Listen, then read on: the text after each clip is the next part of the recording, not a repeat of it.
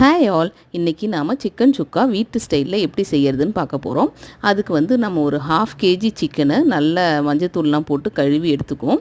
அதில் வந்து ஒரு 1½ ஸ்பூன் இஞ்சி பூண்டு பேஸ்ட், ஒரு 3 ஸ்பூன் தயிர், அப்புறம் வந்து ஒரு 1/2 ஸ்பூன் வெறும் மிளகாத்தூள், 1/2 ஸ்பூன் கரம் மசாலா இதெல்லாம் போட்டு நல்லா கலந்து மேரினேட் பண்ணி வச்சுருவோம். இது வந்து ஒரு 1 hour ரெஸ்ட்டில் வச்சுடுவோம். நம்ம வந்து ஒரு 1/2 hour தான் இது குக் பண்ண ஆகும். ஸோ நமக்கு சாப்பிட்றதுக்கு ஒரு 1/2 hour முன்னாடி குக் பண்ணால் சரியாக இருக்கும். அதுக்கு வந்து ஒரு கடாயில் ஒரு 1½ ஸ்பூன் எண்ணெய் போட்டுக்கிட்டு, ஒரு பட்டையை போட்டுக்கிட்டு, நம்ம அதுக்கப்புறம் கரம் மசாலா ஐட்டம்ஸ்லாம் ஆட் பண்ணுவோம். அதனால் இதை மட்டும் இப்போ போட்டுக்குவோம். சிக்கனை வந்து மேரினேட் பண்ணி வச்சுருக்க சிக்கனை வந்து ஆட் பண்ணிவிடுவோம். வானலில் ஆட் பண்ணி இது நல்லா ஃப்ரை ஆகட்டும். அந்த எண்ணெயிலே இது நல்லா வதங்கி இந்த மாதிரி சுருண்டு வரணும். இதிலே வந்து வெந்துடும். சிக்கன் ஆக்சுவலாக வெந்துடும். இதில் மட்டும் சால்ட் மட்டும் ஆட் பண்ணிக்குவோம்.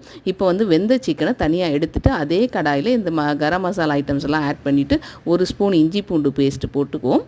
இப்போ வந்து ஒரு 3 வெங்காயத்தை கட் பண்ணி எடுத்துக்குவோம். அந்த 3 வெங்காயத்தை இதில் ஆட் பண்ணிக்குவோம். இந்த மாதிரி வானல் இதாகுதுன்னு பார்க்க வேணாம். இது சிக்கன் போட்டோடனே சரியாயிடும். 3 வெங்காயம் நல்லா வதங்கினோடனே ஒரு 1½ ஸ்பூன் வீட்டில் அரைச்ச மிளகாத்தூளை சேர்த்துக்குவோம்.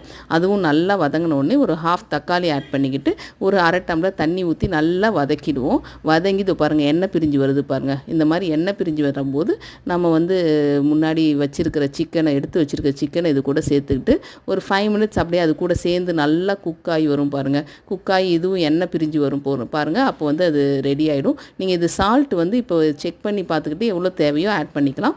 உங்களுக்கு காரம் இது ஓகேனா இப்படியே இருக்கலாம். வேணும்னா கொஞ்சம் மிளகுத்தூள் ஆட் பண்ணிக்கலாம். எங்களுக்கு இது காரம் சரியாக இருக்கிறதுனால நான் இப்படியே விட்டுட்டேன்.